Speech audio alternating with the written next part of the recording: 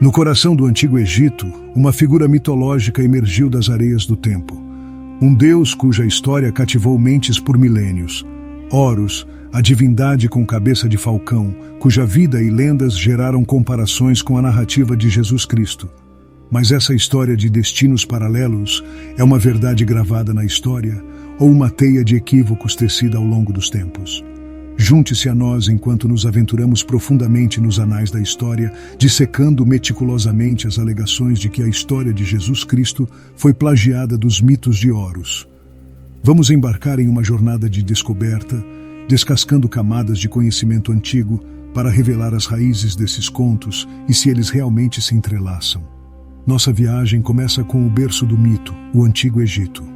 Há mais de 4.400 anos, um panteão de deuses dançava no coração dos egípcios. Entre eles estava Horus, segundo na linhagem divina. Uma tríade de divindades, Osíris, Horus e Ísis, onde Horus surgiu do amor entre Ísis e o morto Osíris. Mito e história divergem quando surge a luz do nascimento de Horus. Uma afirmação impressionante sugere que sua concepção espelha a narrativa cristã, com a Virgem Ísis dando a luz. No entanto, a tapeçaria do conhecimento antigo contradiz isso. A mitologia narra Ísis reconstruindo o corpo de Osíris, longe de um nascimento virginal. À medida que viajamos mais fundo, vamos navegar pelos céus estrelados.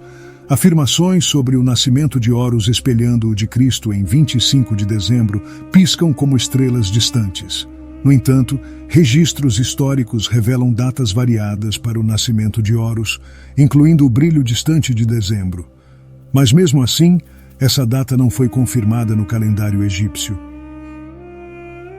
Nossa jornada nos leva às estrelas guia e os magos, um conto tecido por ambas as narrativas, ressoando através dos tempos. No entanto, à medida que nos aprofundamos, os fios da verdade se desfazem.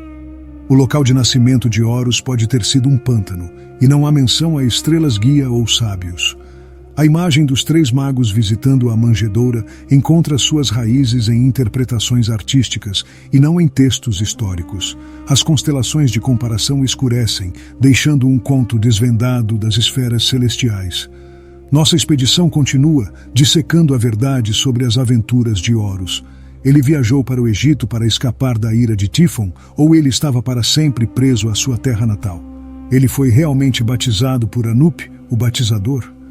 As ondulações da história não ecoam tal conto, e o conceito de batismo nas águas era estranho ao Antigo Egito. Esses vislumbres de textos antigos revelam que alguns paralelos podem ser apenas ilusões nas areias do tempo. A mitologia tece histórias de feitos divinos e milagres, mas vamos distinguir entre os feitos de Horus e aqueles atribuídos a Cristo. Horus andou sobre as águas, ele ressuscitou El-Azur, As areias do mito e da realidade mudam, deixando esses paralelos desmoronar. As lendas se entrelaçam e depois se desenrolam, deixando fios de verdade e mito entrelaçados em um mosaico complexo. À medida que nossa viagem termina, os ecos da história e do mito ressoam. Enquanto alguns paralelos dançam como miragens no deserto, outros se dissolvem nas areias do ceticismo. A conexão entre Horus e Jesus, uma vez enredada na tapeçaria do tempo, revela-se como uma teia tecida pela mão do tempo. Um conto de dois mundos que, apesar de compartilharem fios, são distintos em suas narrativas. Nossa rota pelos caminhos enigmáticos da história e do mito nos lembra que os fios da narrativa humana são tecidos com verdade e imaginação, deixando-nos desvendar a tapeçaria dos segredos do tempo. Na história, a verdade e o mito convergem, separando-se apenas aos olhos dos buscadores perspicazes. À medida que o sol se põe sobre as ruínas de antigos impérios, somos testemunhas de uma sinfonia de histórias que moldaram a busca da humanidade por compreensão.